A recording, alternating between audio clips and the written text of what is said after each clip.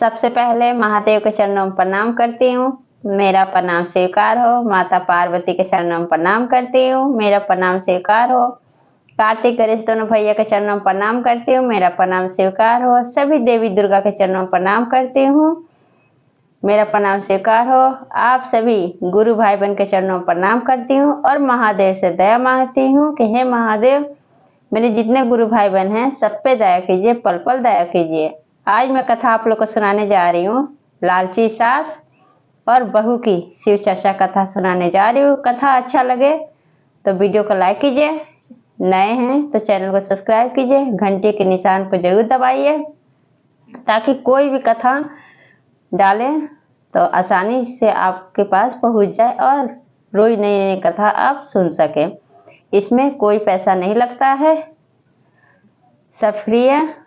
आप कथा शुरू से अंत तक सुनिए, दोस्तों में रिश्तेदारों में शेयर कीजिए, कमेंट बॉक्स में हर हर महादेव जरूर लिखिए, क्योंकि भगवान का नाम बोलने से, लिखने से, सुनने से सारी कष्ट, सारी परेशानियां दूर होती हैं। तो चलिए ज़्यादा बात नहीं करते हुए कथा शुरू करती हूँ। एक गांव में एक ग्वालन रहती थी। ग्वालन के घर में सिर्फ ग्वालन और उनका एक लड़का था। पति उनके नहीं थे, पति मर गए थे। ग्वालन के घर पे उनके यहाँ 2-4 गाय थी। गाय का दूध निकालती, रोज बेचने जाती थी। इस तरह से अपने घर का गुजारा करती थी। इस तरह से रोज रोज नित्य प्रतिदिन 1 साल तक दूध बेचती थी, अपना गुजारा करती थी, अपने बच्चे को पालती थी। फिर बच्चा जब बड़ा हो गया, बच्चे की शादी की तो बहू घर में आई। बहू आई तो बहू से कहती है ग्वालन कि बहू, अब मैं कोई काम नहीं करूँगी, अब तुम जाओगी दूध बेचने। ग्वालन की जो बहू थी और महादेव की शिष्या थी। महादेव का नित्य प्रतिदिन वो सुबह सो के उठती तो एक काम जरूर करती थी कि जब सारा काम कर लेती थी, झाड़ू पोछा बर्तन कपड़ा नहा धो लेती थी, तो फर्स्ट में महादेव का से दया मांगती थी, दूसरे में महादेव का चर्चा सुनती थी, तीसरे में 108 बार नमः शिवाय से प्रणाम करती थी। ग्वालन की बहू का नित्य प्रतिदिन यही हाल था। तो कहती है बहू कि ठीक है माँ जी, मैं जाऊंगी कल से दूध देने। कहती है ठीक है। सुबह सुबह उठ गए, ग्वालन की बहू गाय का दूध निकालती है और निकाल के घर का सारा काम करके दूध जाके देने जाती है। और जब दे के लौटती है, जो थोड़ा बहुत बचता है, जो भी दूध बचता था, वो उसी गांव में एक शिव मंदिर था। तो शिव मंदिर में जाके महादेव को दूध चढ़ा देती थी। ये नित्य प्रतिदिन ग्वालन की बहू करती थी। इस तरह से धीरे धीरे धीरे धीरे गुरु भाई बहन समय बीतने लगा और देखते ही देखते 30 दिन बीत गया। जब 30 दिन बीत गया तब सास पैसे मांगने लगी बहू से कि अब 30 दिन हो गया, महीना पूरा हो गया है, अब तुम पैसे दो। पैसे नहीं दोगी तो घर खर्चा कैसे चलेगा। अब ग्वालन की बहू जो थी वो तो बहुत चिंता में डूबी हुई थी, क्योंकि दूध तो बेचने जाती थी, लेकिन वो आधा से अधिक दूध तो महादेव के ऊपर चढ़ा देती थी।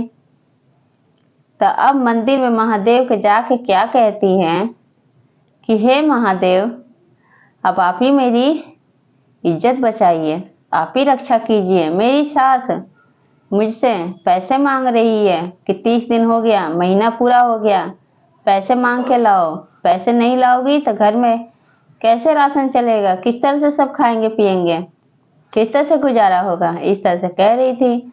तब शिवलिंग से क्या आवाज निकलता है गुरु भाई बहन। शिवलिंग से आवाज निकलता है, महादेव कहते हैं शिवलिंग से कि बेटी परेशान मत हो, यहाँ पे जितना है फूल बेल पत्र भांग धतूरा सब अपने थैला में भर लो और ले जाकर अपने सास को दे देना।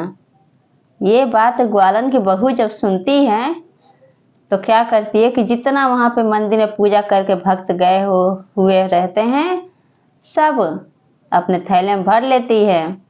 फूल, बेलपत्र, भांग, धतूरा सब भर के एक थैला और लेके घर चली जाती है।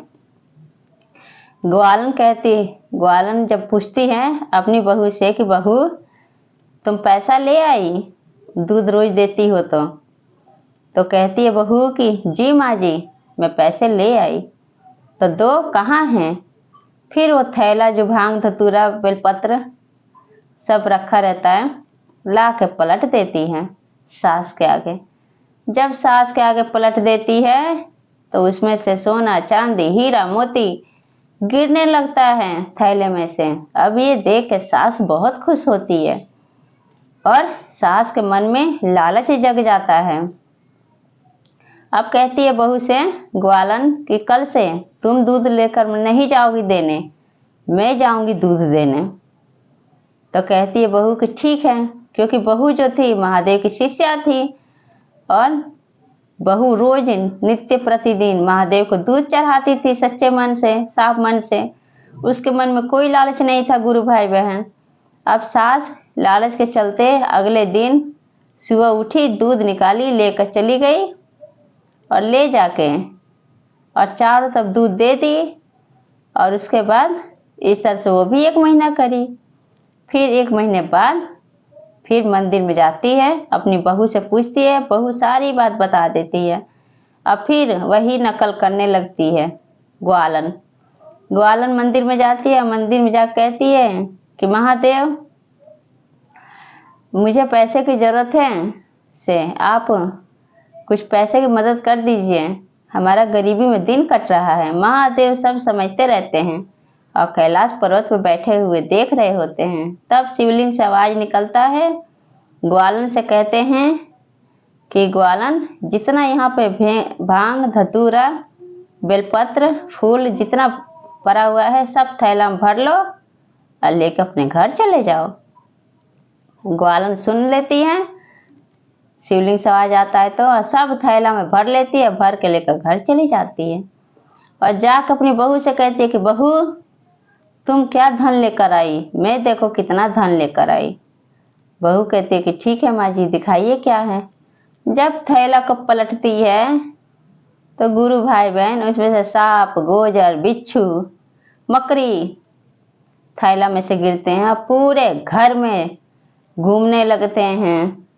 अब इस तरह से अब वो सास एकदम डर जाती है और कहते कि बहू तुमने ये क्या, तुम कैसे की कि तुम्हें इतना धन दौलत मिला, मैं क्या की कि सांप गोजर मेरे घर में चल रहा है, मकड़ी चल रही है।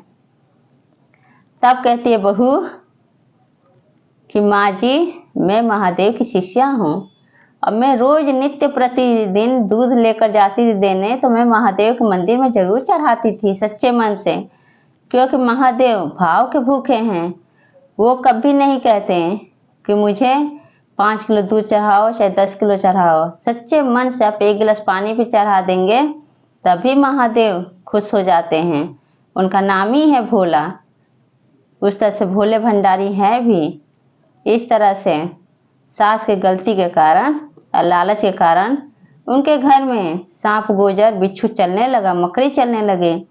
तब बहू हाथ जोड़ के महादेव से दया मांगती और कहती कि हे महादेव आप मेरी सास की लालचपन जो था वो क्षमा कीजिए, जो गलती मेरी सास की है उनको क्षमा कर दीजिए। हे महादेव आप हम पे दया कीजिए और आपके जो ये हैं सांप, गोजर, बिच्छू, मकड़ी हैं इनको अपने बस में कर लीजिए, अपने पास बुला लीजिए।